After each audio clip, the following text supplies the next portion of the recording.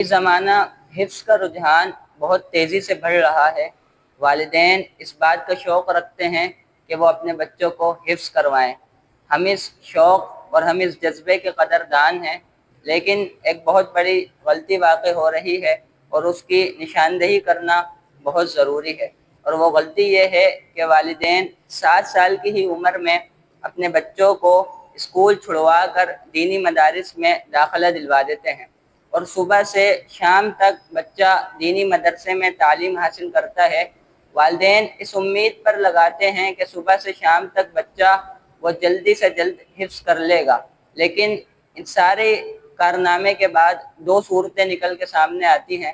پہلی بات تو یہ ہوتی ہے کہ اگر بچے کو اچھے اور قابل اساتذہ میسر آ جائیں تو وہ بہت احسن انداز میں اپنے حفظ قرآن کی تکمیل کر لیتا ہے، لیکن جو دوسری صورت ہے وہ بڑی خطرناک ہے کہ اگر خدا نخواستہ معذرت کے ساتھ اساتذہ قابل نہ ہو اور اساتذہ معیاری نہ ہو، اگر بچہ نااہل اساتذہ کے ہتھے چڑھ جائے تو پھر نتیجہ یہ نکلتا ہے کہ نہ تو بچہ وہ دینی تعلیم کے قابل رہتا ہے اور نہ ہی وہ دنیاوی تعلیم حاصل کرنے کے قابل رہتا ہے، اور وہ دین سے بزن آ کر مدرسے سے نکل جاتا ہے اور اس کی تعلیم کا چیپٹر یہیں پر کلوز ہو جاتا ہے۔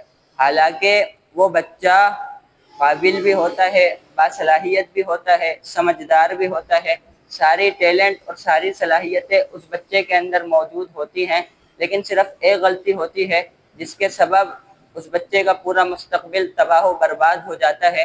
لہٰذا تمام والدین کو ہم یہ پیغام دینا چاہتے ہیں کہ اگر آپ اپنے بچے کو حفظ قرآن کروانا چاہتے ہیں تو پہلے اس کا ناظرہ مکمل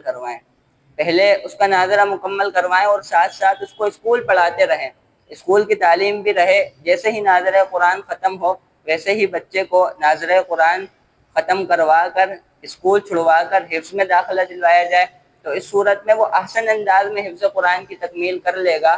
لیکن اگر آپ نے یہ ارادہ کر ہی لیا ہے کہ آپ 7 سال کی عمر میں بچے کو وہ اسکول چھڑوا کر دینی مدرسے میں داخلہ دلوانا چاہتے ہیں، تو پھر ایک بات کا خیال رکھیے گا کہ وہ مدرسہ معیاری ہونا چاہیے۔ جس استاد کے پاس آپ داخلہ کروانے چاہ رہے ہیں وہ استاد قابل ہو، وہ استاد باصلاحیت ہو۔